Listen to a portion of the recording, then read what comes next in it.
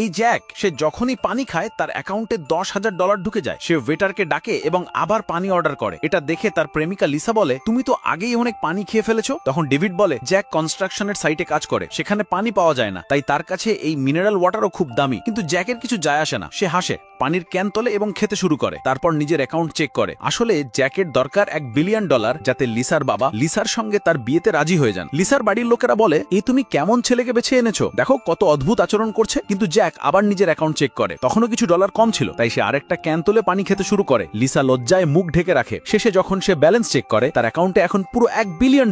লিসার বাবা অবাক হয়ে বলেন, এই ছেলে তো বলেছিল গরিব, এখন দেখি কি অবস্থা। তখন জ্যাক বলে, এখন আমার অ্যাকাউন্ট ডেভিডের অ্যাকাউন্টের সঙ্গে তুলনা করে দেখুন। এই শুনে লিসার বাবা বলেন, ডেভিড দিনে যত আয় করে সেটা আমার 1 বছরের বেতনের সমান। যদি তোমার অ্যাকাউন্টে ডেভিডের চেয়েও বেশি টাকা থাকে, তাহলে আমি যা বলবে তাই করব। জ্যাক বলে, তাহলে আমার অ্যাকাউন্টে ডেভিডের চেয়ে বেশি টাকা থাকলে আমার বিয়ে লিসার সঙ্গে দিয়ে দাও। লিসার মা বলে, ঠিক আছে, কিন্তু যদি তোমার অ্যাকাউন্টে কম টাকা থাকে তবে তোমাকে লিসার সঙ্গে ব্রেকআপ করতে হবে। জ্যাক হ্যাঁ বলে দেয়, কিন্তু লিসা ভয়ে জ্যাককে থামাতে চায়। জ্যাক বলে, আমার উপর বিশ্বাস রাখো। প্রথমে ডেভিড তার কার্ড দেয়, তার অ্যাকাউন্টে ছিল $25 মিলিয়ন।